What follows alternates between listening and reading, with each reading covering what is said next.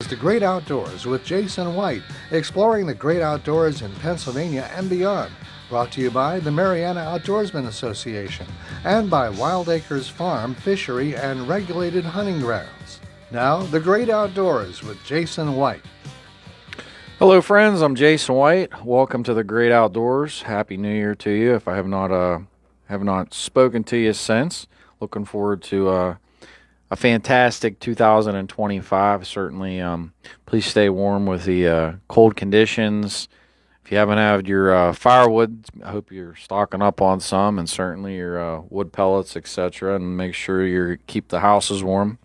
But as we dive into the great outdoors, I want to give a special thanks to our sponsors, the Mariana Outdoorsman Association. You can join the MOA today at MarianaOutdoors.com. Again, MarianaOutdoors.com. 2025 memberships are now available. Again, MarianaOutdoors.com. 1,000-yard rifle range, 2 pistol ranges, approximately 2.5 miles of private trout fishing, trophy trout fishing, browns, brooks, tigers, palominos, rainbows, and patriot trout, all stocked. Sizes ranging from 10 to 30 plus inches. Stocked monthly from October through the month of May. Again, MarianaOutdoors.com, or follow us at Mariana Outdoorsman Association at Facebook. Wild Acres Farm, Fishery, and Regulated Hunting Grounds. If you're looking to book an upland bird hunt, quail, chukar, pheasants, we got you covered. Guided hunts are available, semi-guided also.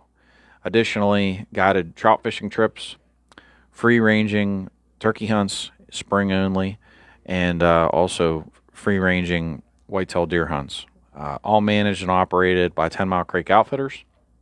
Check us out at 10mileco.org, TENMILECO.org.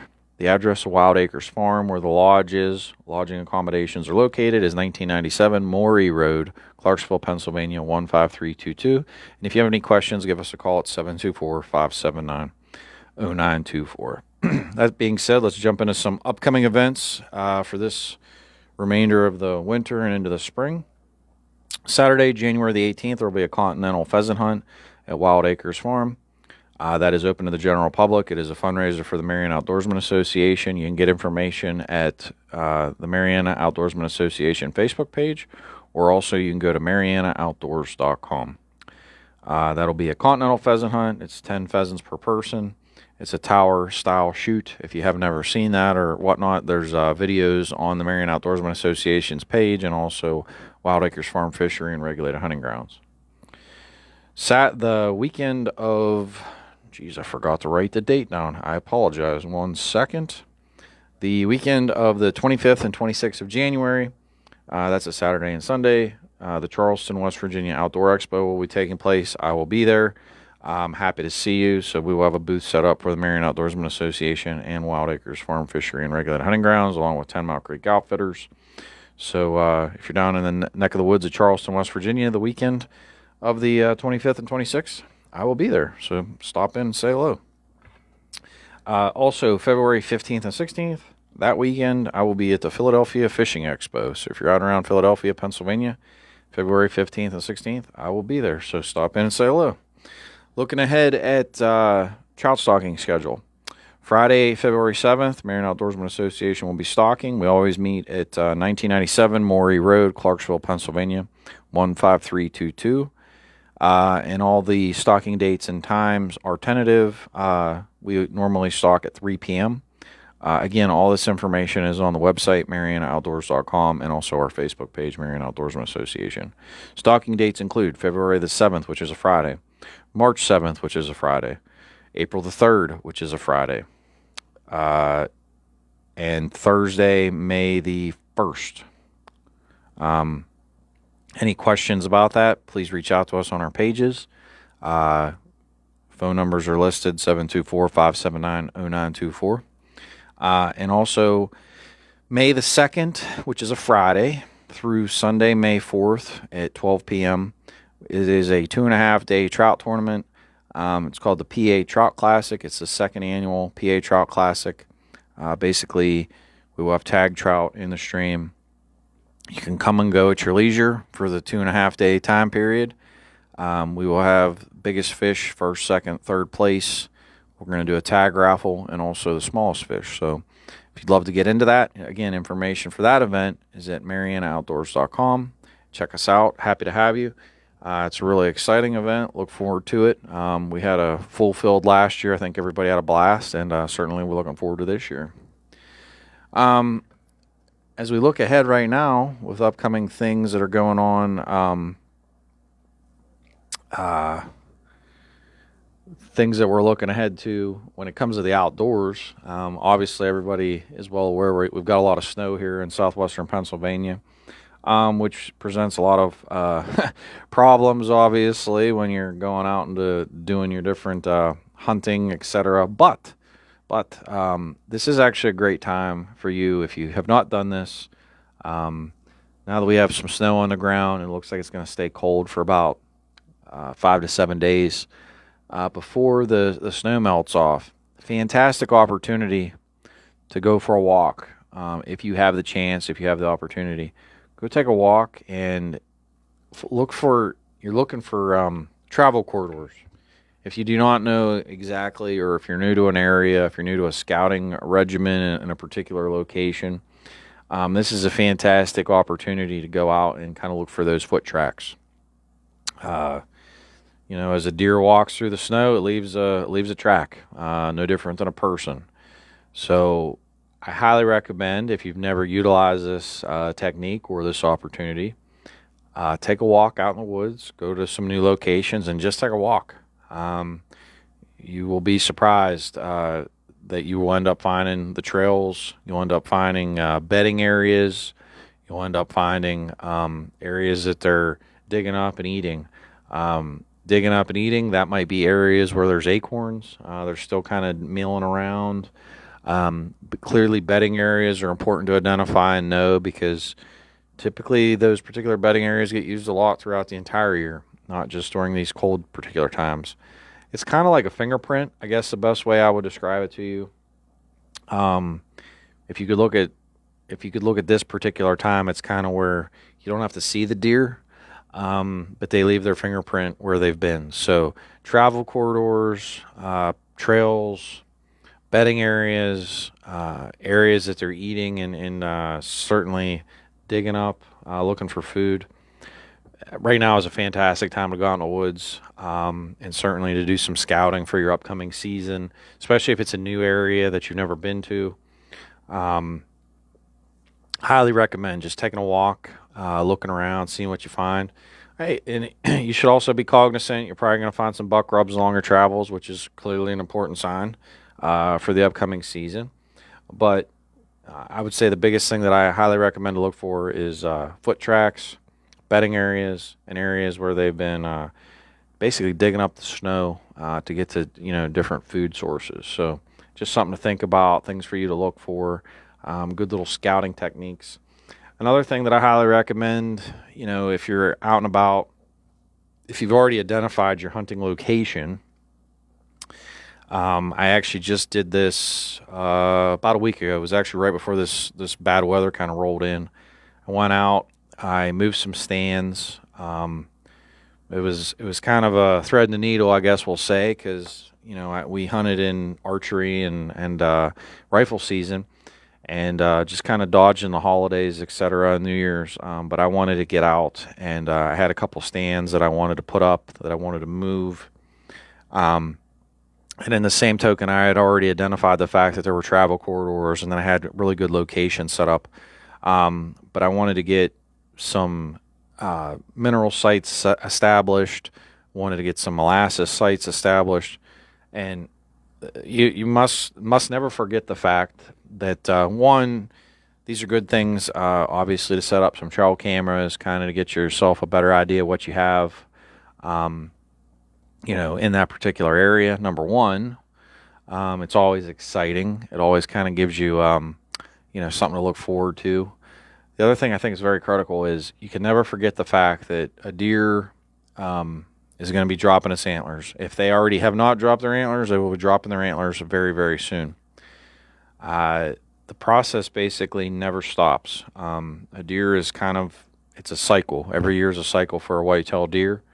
So if you're somebody that's really managing your property and you're really looking at it from I know I've talked about this on other episodes, but if you really look at a white-tailed deer almost like a bodybuilder, there are certain nutrients that a bodybuilder needs to get big and strong. White-tailed deer, same thing. So when you look at the different minerals, there's a lot of options out there. But that being said, the different minerals that are in the bone are critical for you to, if you're trying to grow bigger deer. And when I say bigger deer, not just muscular, but obviously with the bone density, with the antler growth, giving supplements is a fantastic opportunity. Again, I compare it to bodybuilding.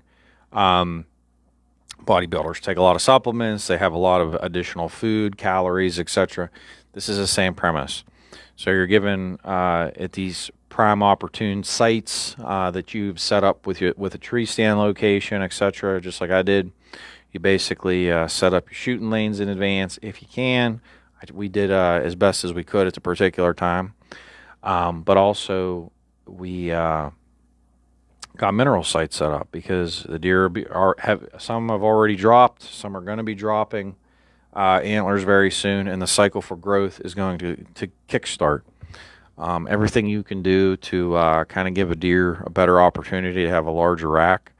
I'm not a lot of it. There's a lot of factors that go into that. I kind of want to give an asterisk next to that conversation, but or that comment. There's no guarantees that there's a particular one-size-fits-all method with growing really big racks. A lot of it has to do with genetics. A lot of it has to do with food sources in general in that particular area. Stress. How far do they have to travel for different food sources, bedding areas, so on and so forth, access to water, a lot of factors. So I just want to throw that out there, protein levels, a lot of factors. But if you can utilize kind of this window of time right now, you'll be thankful later on because it's going to help you with,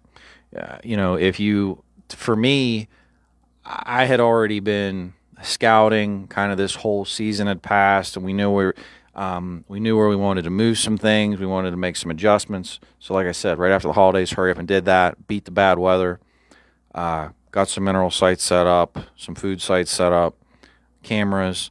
So now we can kind of track and watch and monitor as kind of time goes. Go back usually. I like to go back every 4 to 6 weeks and kind of freshen up the mineral sites.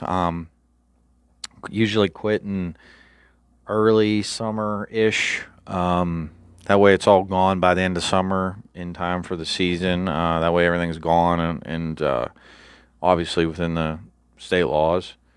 But I really, really feel very confidently that if you can pattern the deer, use these times right now to make your adjustments, use this time right now to kind of track and monitor deer activity. Certainly, I firmly feel it's certainly a huge benefit.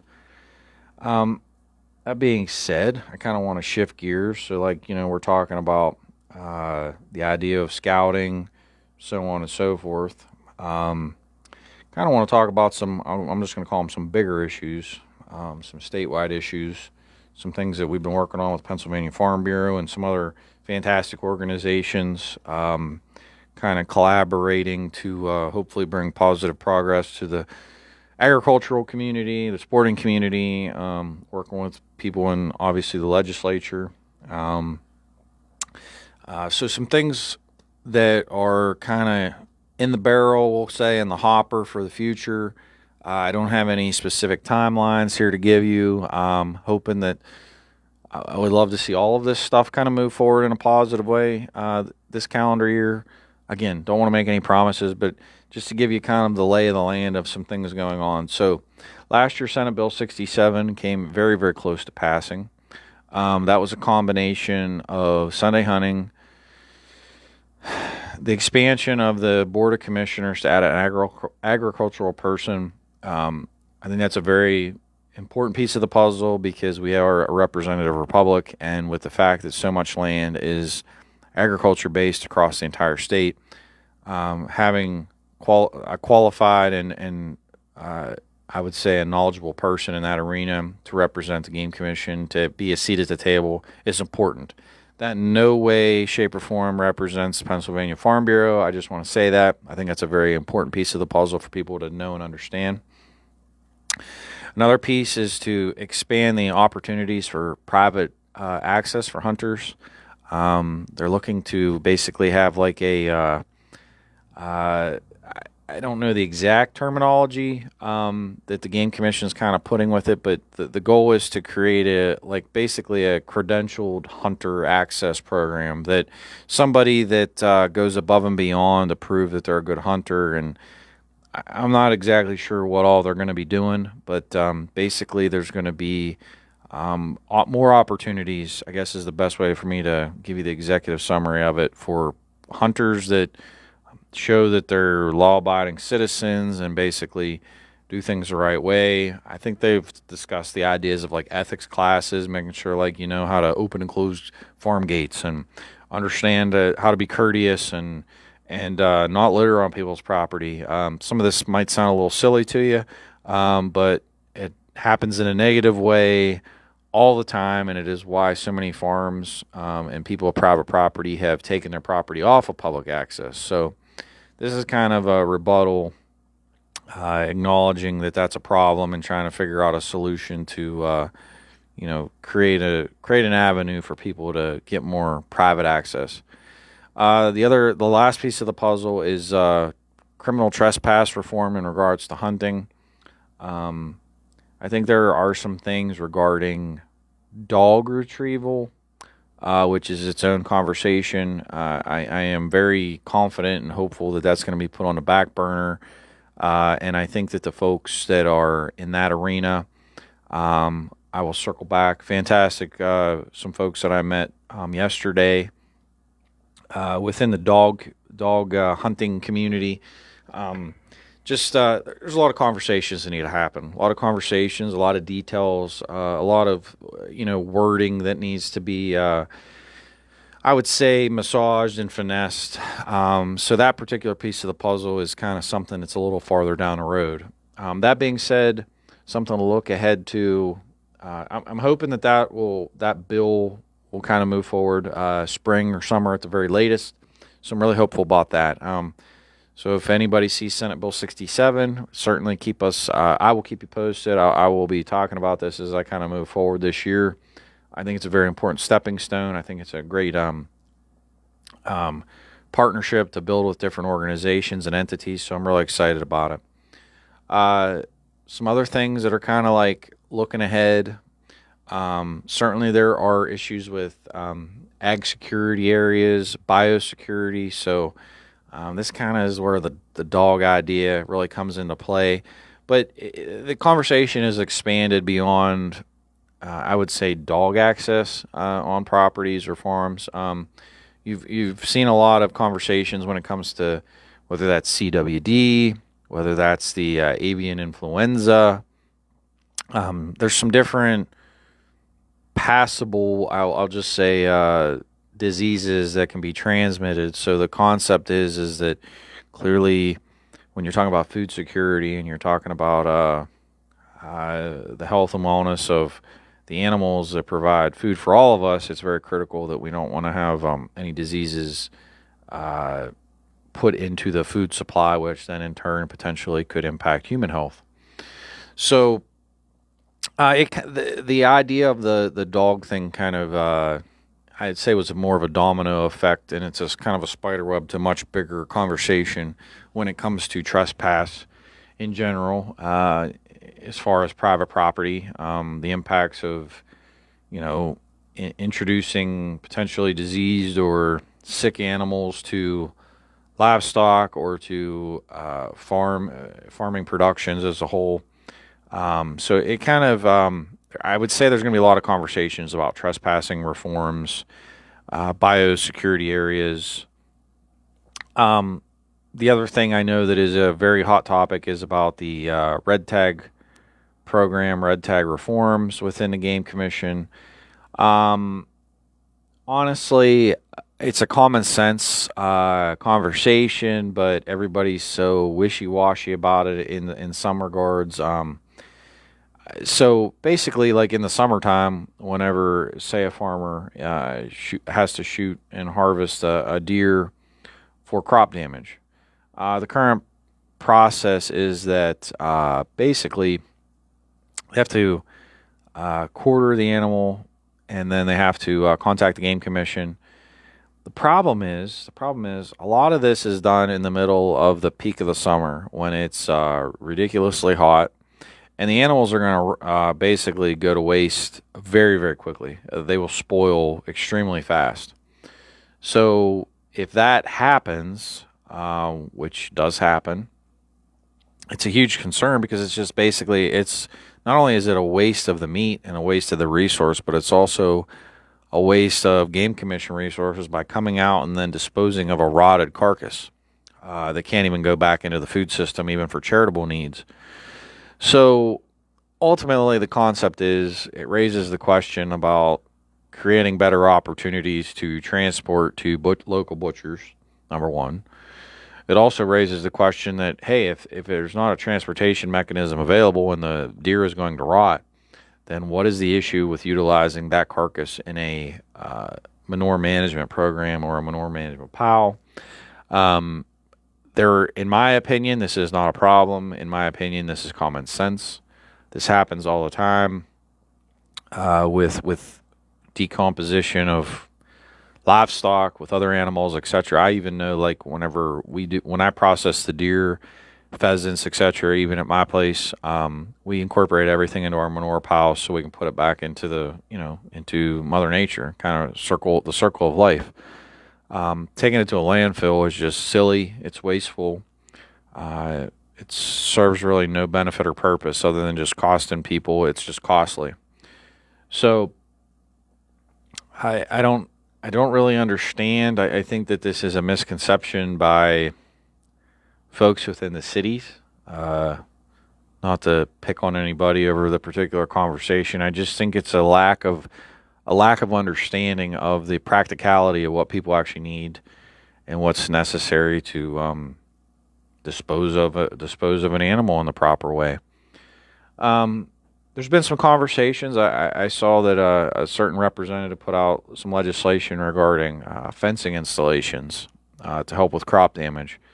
I know this is another thing that's going to be a contentious conversation. I personally think it's kind of fencing potentially can be utilized depending on application. Number one, I will say that. It actually can be counterproductive when it comes to crop damage. That particular property can be protected potentially, but it then pushes the deer to other properties surrounding. So it basically takes away some food sources for them, so it pushes them onto other properties. To me, this premise alone brings up a lot of questions and a lot of concerns regarding the mechanism of just addressing as needed crop damage.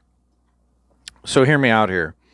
In lieu of putting up fencing, why would we not have a scenario as to which, let's just hypothetically say there are farmers, or not even farmers, let's just say there are hunters or classified as shooters that sign up or register, do a background check, whatever it may be. I don't really know what the mechanism would be that would be accessible or acceptable. But basically, they register in a scenario that they're an approved hunter. Basically, a farmer would contact that person.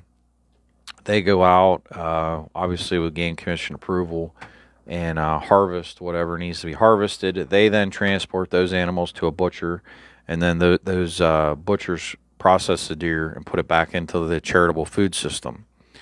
It seems kind of common sense to me, as opposed to astronomical amounts of money for not only fence, which is not going to ultimately resolve the problem, in my opinion, but also it doesn't resolve the problem of what I'm saying about rotting deer that have been harvested in the peak of the summer. So you're ultimately creating a scenario where you have a qualified person coming out, harvesting these animals, transporting the animals, getting them to an appropriate processor, and getting them back into the charitable food system, as opposed to the other option of them being shot, rotting, and potentially just going to a landfill. So, to me, some of this stuff, it kind of is a little mind-boggling as to how we got here. The lack of communication over the years. It's almost like it seems to be like a snowball rolling down a hill and just got bigger and bigger and bigger and bigger.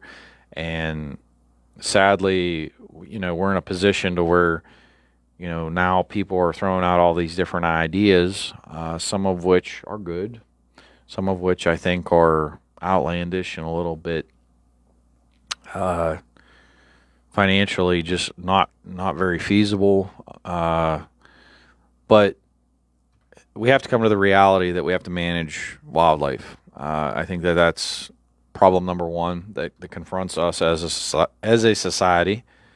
I had a meeting yesterday, and somebody made a comment about culture, and I think the saddest reality about culture is that we're afraid to talk about hunting and fishing in schools.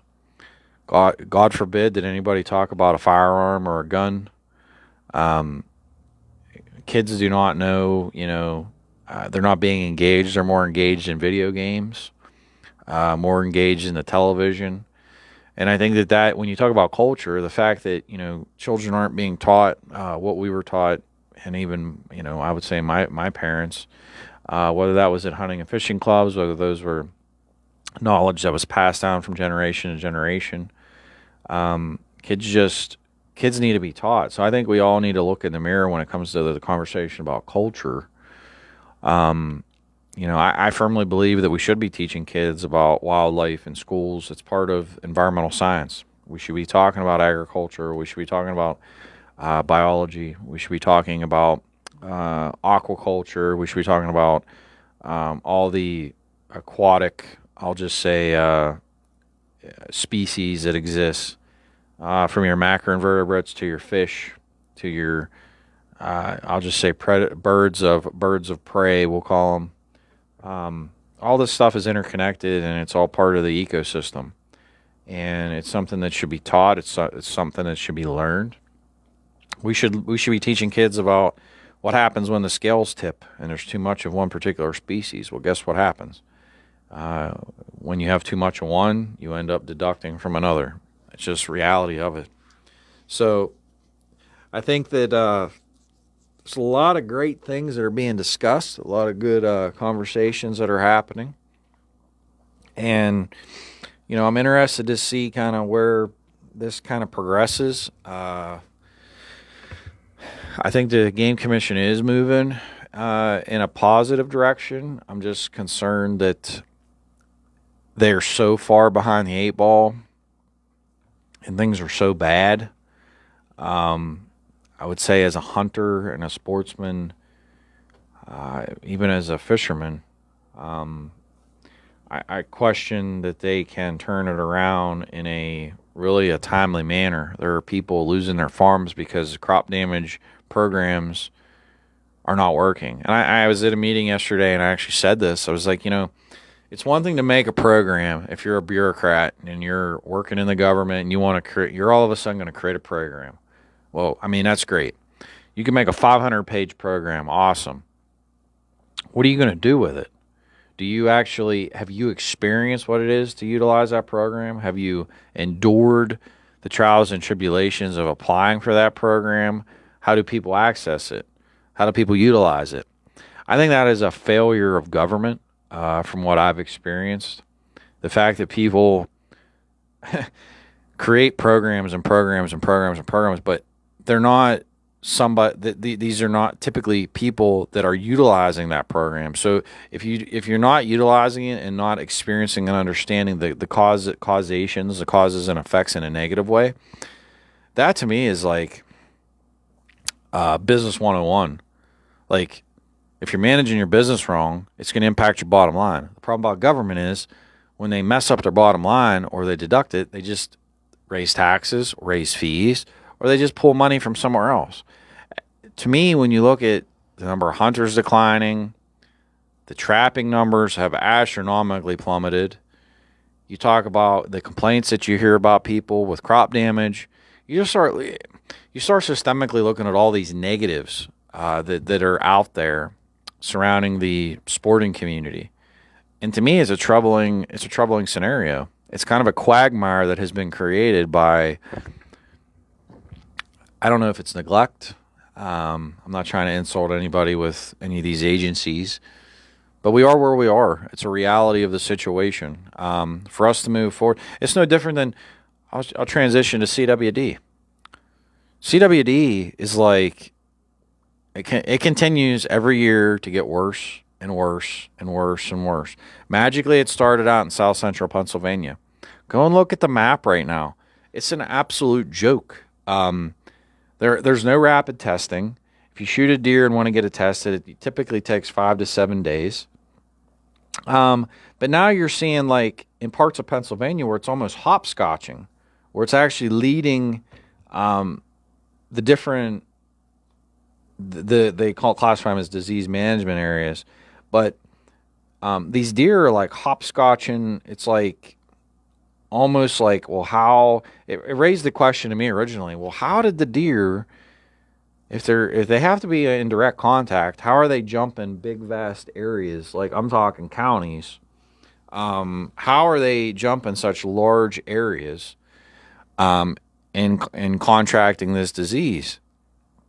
I think first and foremost, this goes back to the fact that we don't have rapid testing, number one. Number two, what are we actually doing outside of relying on Penn State University as our solution-based thinking?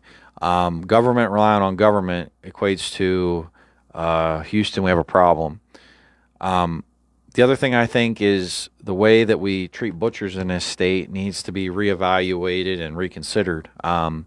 Paying butchers calendars and hats as compensation for utilization of space for collecting deer heads, or for that matter, if you collect a CWD deer and process it for testing, simply they put your name on a website.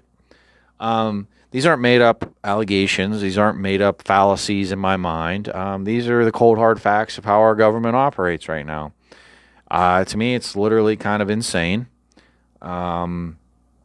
I have no understanding from a capitalist society, how anybody could be paid a calendar and a hat and think that that is a rational compensation for utilization of space by a government agency to use your space.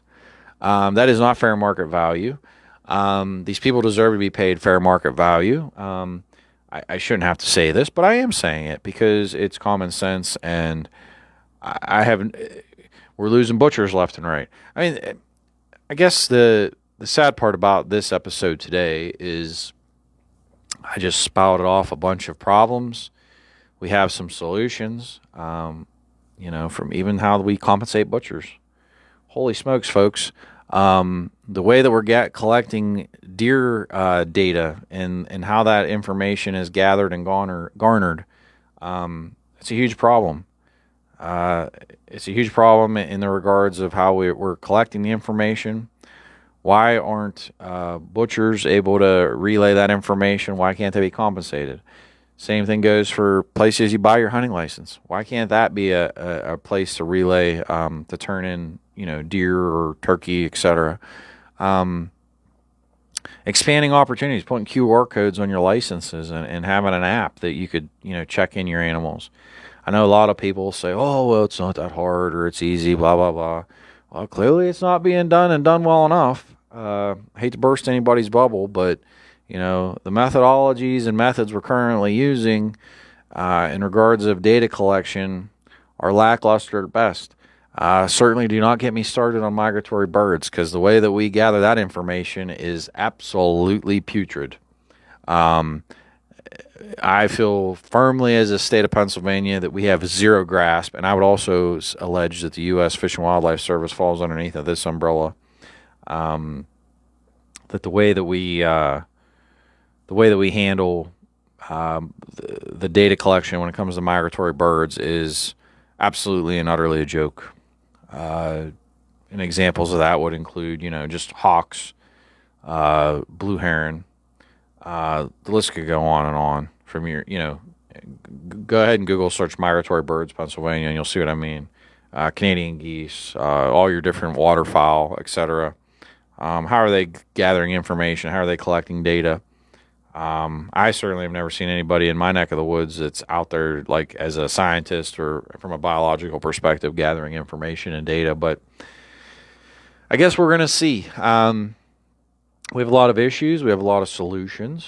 I love the opportunity to look at a problem and dissect ways that it can be fixed. Government is certainly a challenge. When you have people in positions of influence, power, etc., that either lack the knowledge for implementing solutions or lack the will for implementing solutions, it certainly creates a slippery slope. I certainly am looking forward to seeing Senate Bill 67 hopefully pass. I think Sunday hunting, we're way past due there. We're literally the only state with 3 days. It's kind of an unbelievable scenario, to be honest. Furthermore, I think it goes without being said. Some of these other things from these red tag programs, criminal trespass, proper representation on boards, just a lot of stuff that I think is really slam dunk propositions in regards to common sense reform. But certainly is needed. Certainly needs to be looked at. When we say science-based management, I think if we're going to use science-based management, then we need to use science. The amount of complaints I hear from people on crop damage, the amount of the lackluster engagement by our youth, educational systems, the lack of engagement with the Game Commission and the I would say outdoor communities, it's certainly a giant problem. So I will keep you stay tuned, and I will keep everybody posted on these different topics and ideas and solution-based thinking. Circling back to the deer conversation, please make sure, please, if you haven't scouted an area, now is an awesome time while the snow's on the ground. Again, I just want to reiterate, bedding areas can be seen very, very easily. Trails, travel corridors, food areas, all these things are certainly at your disposal right now to see. It's certainly kind of like a smoking gun in the woods when you think about trying to figure out where the wildlife are at. So take the opportunity to go for a walk. If you're looking to grow your antlers, right now is a great time to start your mineral sites in the general vicinity of whatever travel corridor you're going to be hunting, within your shooting lanes, etc. Just remember to have that stuff out of there as per state law in the ample times before hunting season. Get your cameras out. Do not forget, like right now is no better time to start than now. Just remember that. If you got a window, if you got a day, do a little bit here and there and try to get yourself on the right track. That being said, I want to again thank the Mariana Outdoorsman Association. You can join the MOA today at MarianaOutdoors.com. Again, MarianaOutdoors.com. Looking ahead at MOA events, Saturday, January 18th, we have a continental pheasant hunt. Friday, February 7th, we have a trout stalking. March 7th, trout stalking. April 3rd, there's a trout stalking. May 1st, trout stalking. Friday, May 2nd through Sunday, May the 4th, it is the PA Trout Classic. All of these events and dates are listed on the Mariana Outdoorsman Association's Facebook page, also MarianaOutdoors.com website. Again, special thanks to Wild Acres Farm Fishery and Regulated Hunting Grounds, which is managed and operated by 10 Mile Creek Outfitters.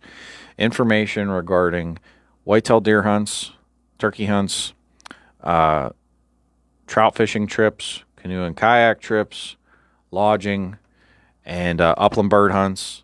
Please check us out at 10mileco.org. Give us a call at 724-579-0924. We got a lot of actually really cool stuff upcoming, and like I said earlier, I will be at the Charleston, West Virginia Outdoor Show this in January, and I will be at the Philadelphia Fishing Expo in February. Really looking forward to seeing my friends with the Wissahickon Creek Anglers in February at the Philadelphia Fishing Expo. I certainly know a lot of those folks are going to be coming to the second annual PA Trout Classic. It's going to be fun. It's going to be a lot of great times this spring and even into the summer. And I also would like to make a note that we have our annual golf outing, and that'll be in June. Information for that is also on Facebook at MarianaOutdoors.com. On our Facebook page at Mariana Outdoorsman Association and at MarianaOutdoors.com at our website. As always, if you got any questions, give me a call, 724-579-0924. This is Jason. I am Jason White. This has been The Great Outdoors, and I will talk to you all next week. Thanks. And you're listening to WNBS Uniontown at 11 o'clock. This is CBS News on the Hour, sponsored by O'Reilly Auto Parts.